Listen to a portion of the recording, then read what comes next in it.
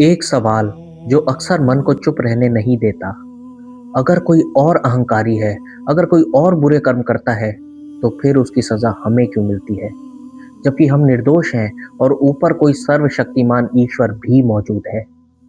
वेदांत यहाँ एक कठोर लेकिन स्पष्ट सत्य कहता है। ईश्वर हर क्षण हस्तक्षेप नहीं करते।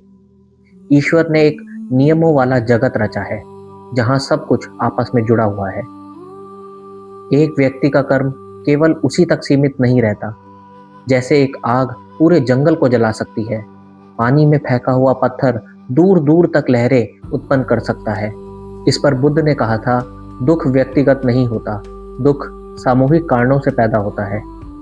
हम निर्दोष हो सकते हैं, पर हम अलग थलग नहीं हैं।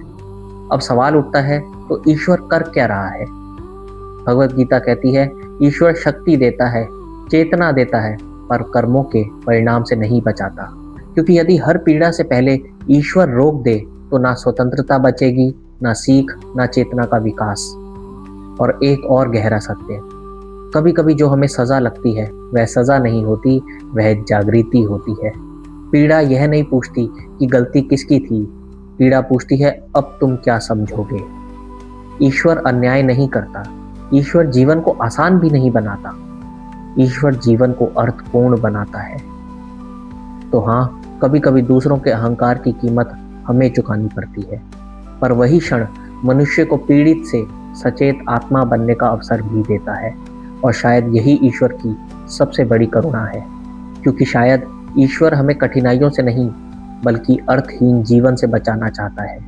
ईश्वर का प्रश्न यह नहीं है दुनिया में बुराई क्यों है, बल्कि यह है कि बुराई के बीच तुम कौन बनते हो।